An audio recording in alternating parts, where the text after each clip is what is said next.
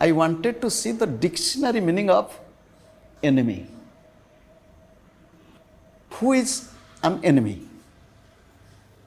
In English dictionary it is said, who is enemy? One who doesn't like you, one who hates you.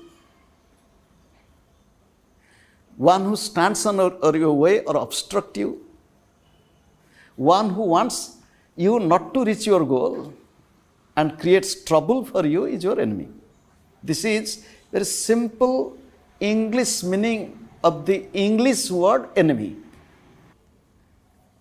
This word enemy, as we say in English, in our mother tongue or in Sanskrit, what is the word for enemy? Shatru. Shatru, again, because today is Sanskrit day, every word is originated from some root. This word Shatru is coming from the root verb sad, talabhyasa da, sad dhatu. Sad gatau, one meaning of sad dhatu, the root verb sad, is to go, to move. Visharana, to obstruct, to hurt, to cut, to kill. This is so double meaning, to move and to hurt. Sadadhatu. And another interesting information I will give you, because this root sad, from this root sad, Upanishad is also coming. The word Upanishad is prefix upa. Upa means near. Sadadhatu, to move. Move near whom? Move near the teacher. The meaning of the Upanishad is to sit near the teacher. Upanishad, to move. Movement can be two ways. You are my friend, I move to you. And you are also my enemy, I also move to you, not running away. So one who is enemy wants you that you should not reach the goal. Now, I will tell you a very simple thing, how to understand who is my enemy. And who is whose enemy? I am a student. I am a student. I want to study. Who is my enemy? We all are students. We all are studying. Who is the enemy of the student? There is a beautiful verse in Sanskrit. Kutaha vidyarthino sukha, kutaha sukharthino vidya, sukharthina tyajet vidyam, vidyarthina tyajet sukham. The meaning is, kutaha sukharthina vidya, one who always wants comfort, luxury, relax. For such type of person, how can we expect he will study? I want to relax, I want to watch television, I want to do this, I want to eat this. For sukharthi, one who wants pleasure, happiness, will neglect his study. Kutaha vidyarthina sukham, one who wants to study. I am talking of my life's experience. I went to the doctor. I was 17, 18 years old. What was my sickness? Sleeping. So what is sleeping? Lack of sleep? No, I am sleeping 18 hours, 20 hours a day. The doctor looked at me. He said, you are a first patient who is telling that I am sleeping like this. People come because of lack of sleep, sleeplessness, sleep disorder. Maybe you have studied everything. The doctor is telling me. I said, no, I have not studied, but I am sleeping. So, you see, a student, sleep is the enemy. Friends are enemy. Modern times, this mobile telephone is enemy. Social media is enemy. And so on. If one is a student, the goal is to study. A student's enemy is not the enemy of the teacher. Suppose I am a teacher, what is my enemy as a teacher? He will tell, I want to go to class, before that I want to study. So I have some enemy, this is my enemy, this is creating trouble, this is... So for every goal in life, if we or analyze that this is my goal, to reach my goal, who are the obstacles? Those who are obstacles, they are my enemies. Am I clear? A farmer's enemy, teacher's enemy, student's enemy, the warrior's enemy, a singer's enemy. So enemies vary. Then who are our enemies? I should know who are my enemies. When I was a little boy, my first enemy was my disease. First enemy was my disease. Because disease did not allow me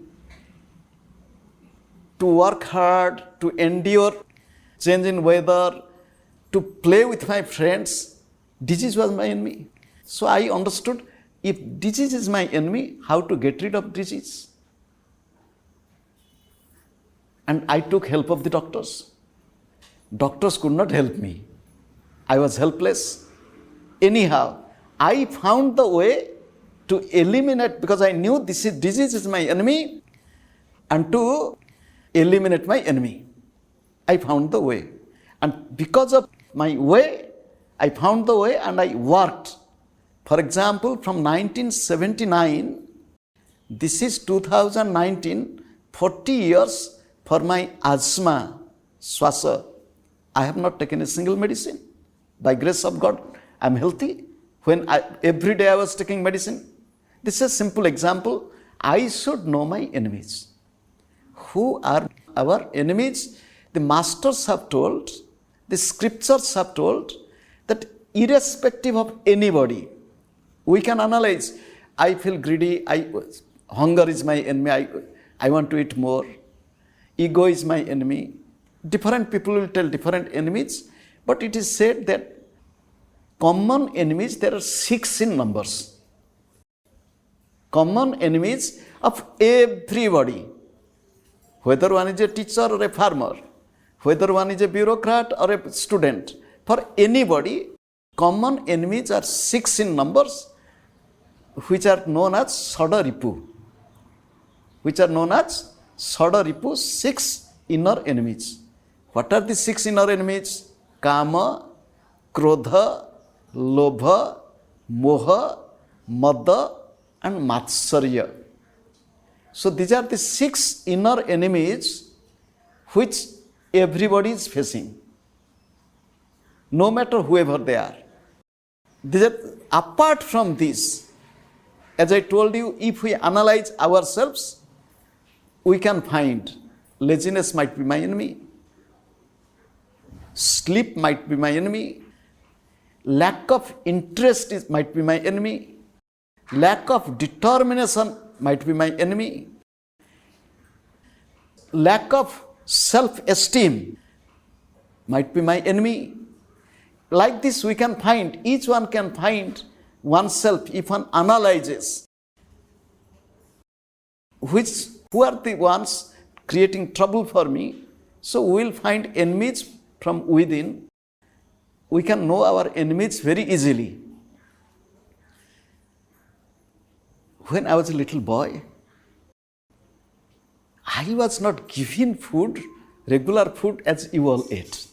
When my brothers, my sister were taking delicious food, I was given boiled vegetable as a little boy. When they were having deep fried, delicious food, I was given usuna chakuli pitha. You understand what I said? It is a very simple pancake without ghee, without oil, made from rice flour. I have to eat it, and all are eating like this. I will be looking at them, I will be eating like this. So, some people, tongue is enemy. Tongue is enemy means They cannot keep their tongue under control. Without having little control over tongue, they can speak something. The tongue can be enemy. So analyze your own enemies, but let us focus on these 6 inner enemies first. Kama, Krodha, Lobha, Moha, Mada and Matsarya. Kama means desire. Kama means desire. Krodha means anger. Lobha means greed. Moha, infatuation. Moha, infatuation. Mada, vanity or ego. Matsarya, jealousy, intolerance. These are the 6 inner enemies common to most of us. Now let us see what is kama. Is desire bad? Is desire bad? First let us understand what desire is. Desire is a sense of incompleteness in a person, and creating inner urge to have it. Desire is a sense of incompleteness. I don't have, he has this, I don't have. Desire arises in the person because of association with others. Desire doesn't come by itself. Hunger comes by itself. I want to eat this. It comes because of association with others, or in the past experience, I know that this food is palatable, I want this. So, desire is needed in life. I want to achieve this, this is desire, this is a goal. But here what is called as desire, kama, it is related with mostly 3 things. This desire is associated with money, Muladhara. Those who know about a little bit of yoga, money, the bottom chakra, sexuality, the second chakra, food. These 3 chakras, money, and in some people, desire for power, desire for position, prestige. So it comes. So one needs money. For example, today I will go from here to Bhubaneswar. I don't have yogic siddhi that I can go and without any vehicle I will go. For vehicle there is money. From Bhubaneswar I will fly to Delhi. So for flight there is need of money. Money is needed. Money is not. In economics, as I am a student of economics, in economics we defined money. Money is a necessary evil. Money is a necessary evil. Money is necessary, but it is an evil. How much money is needed? However, and kama, if you look at the Sanskrit word, it is a compound word. Yukta, ka, ama, kama. Ka, ama, kama. Ka means what? Ka means happiness. Ka means happiness. Ama is raw, primitive, immature. Raw, primitive, immature happiness is kama, primitive. So people think that this will give me happiness. I will tell you, when I was young, I was working and I had a colleague. So we both had exam duty. He was from another department, so we two are young. He was a little older than me. So I asked, how are you, sir? He said, it's okay, but I have some difficulties. I said, what are the difficulties? He said, difficulty to cook. And cooking is difficult, then more difficult is to wash. To wash the used cooking pot or the plates. I said, it's very simple. He said, how it is simple? I said, you are getting enough money. You can hire somebody who can come and cook for you and can come and wash your plates and utensils. He said, yes, that is true, but. I said, do you know what is but? He said, what is but? You should get married very quickly. He said, how do you do? tell this. I said, that is because you feel incomplete. And if cooking is the trouble, somebody can cook for you, it will not be trouble. Somebody will cook the food as you want, it is not a trouble. If washing the plate is trouble, somebody will do it for you, you have money. But that is not there, you should marry. So, kama means primitive, raw happiness. And most of the people, if you look at the world,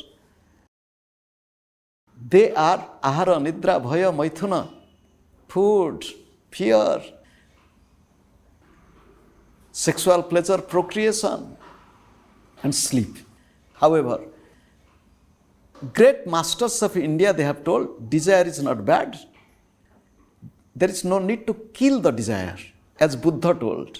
Buddha told, kamanara vinasare, dukkhara vinasa. By eliminating desires, you will eliminate your sorrows. But so long as body is there, there is need for food. So, you should know what is your need. You should not have greed. And there is no need to kill the desire. Not killing of the desire, but put a ceiling on the desire.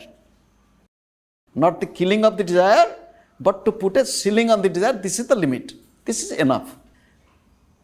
2 pairs, 3 pairs, 4 pairs of clothes, enough. I don't need more. This much of food is enough. I don't need more. So, put a limit. If you put a limit, then your enemy, this kama, will be under your control. The very particular meaning of kama is physical urge. And in our Vedic tradition, in our scriptures, kama is a god. Kama is a god. And today is the birthday of Lord Balarama, Balabhadra. One of his names, Kamapala, Halayudha. So his name is Kamapala. His name is Kamapala. Kama is a demigod, and he is a married man. His wife's name is Rati. Kamadeva's wife is Rati, and he has children, Harsha, Vibhrama. So he has few children. And Kamadeva, his name is Ananga. Because if you have Anga, it's a body, you have to move. If you have Ananga, you can go anywhere. You can enter anybody. There is description, Kamadeva goes with a bow and the arrow. The name of the bow is Puspadhanu. So one name of Kamadeva is Puspadhanva. So he has arrows, Puspavana, the arrow of flowers. 5 arrows. Kamadeva has how many? Panchasayakaha. 5 arrows. He uses 1 arrow. It is enough for the farmer. Enough for the farmer. With 1 arrow he conquers. 2 arrows for the warriors. In this way, he uses all the 5 arrows to those who are determined to reach any goal. All the 5 arrows. However, Kama, here I am giving another meaning, it is passion. Kama is passion. If we analyze our life, if Kama is creating trouble, how to deal with it? Suppose I knew Kama is my trouble, how to deal with Kama, the passion? The masters have told, the easiest way to conquer over Kama is by controlling your tongue. Controlling your tongue. Rasana Vijaya, Upastha Vijaya, they have told. If you can have control of your tongue, tongue here means talking. You have desire, passion, and you talk with somebody. And nowadays, modern times, you can go on talking. During my time, when I was young, we did not have mobile telephone. You have to stand somewhere to talk with somebody. There is no need. One can sit in her room, you can sit in your room, and you can talk, and even you can see each other. Be careful of your tongue. Don't talk too much. Talk what is needed, because through this too much of talking, you will get emotionally more attached. Be careful. Tongue. But the real meaning of tongue here, rasana, taste. Control your taste. You will tell what to do. The food which tempts you more, skip it. So this much I am telling about kama. Now come to krodha. Krodha is anger. This year I wrote a book. I don't know how many of you have got it or seen it. It is on anger. I have written a book. This time it is released. It is on anger. The another book is on ego. So anger. One sadhu was there, and Alexander Great and the sadhu's dialogue. He told, I am Alexander the Great. He told, you are slave of my servant. Can you imagine? Alexander the Conqueror. And he's telling, I am Alexander the Great. And the sadhu is telling, you are slave of my servant, slave of my slave. He said, why do you tell this? I am the king, emperor. He said, you have anger. Anger is my slave. You are slave of my slave. You are overpowered by anger. Anger, it is said in the Bhagavad Gita, kama esha, krodha esha, rajoguna samudbhavaha. Kama and krodha, they are born out of rajasic nature. Again it is said in the Bhagavad Gita, there are 3 doors to hell. Trividham narakasya idam dwaram nasanam atmanaha kama krodha tatha lobha. There are 3 doors to hell. Kama, desire or passion. Krodha, anger. Lobha, greed. These are 3 doors to hell. Now if we analyze our life, how often you become angry? Then how often you enter your hell? And when you go to hell, you also bring some people with you to come with me to hell, because when I become angry with somebody, and that person is either becoming angry or becoming sad, that person is also in hell. However, this krodha, if you look at, again it is a compound word. Ka, rodha, krodha. Ka means happiness, joy. Rodha means obstacle. Anger is the obstacle to happiness. It blocks happiness. Why one is becoming angry? Again in the Bhagavad Gita, the Lord has told, He has given a chain reaction. What is the chain reaction? Dhyayato visayan punsaha sangastesu pajayate sangat sanjayate kama kamat krodho vijayate krodhat bhavati sammoha sammohat smriti vibhrama smriti bhramsat buddhinasa buddhinasat pranasyati. It is chain reaction. So what is the chain reaction? Only by thinking of something or somebody. I wanted to be with somebody or something. The food is nice. The food is nice. I went on thinking. The person is nice. I want to be with him or her. So only by thinking little intensely, I wanted to be with.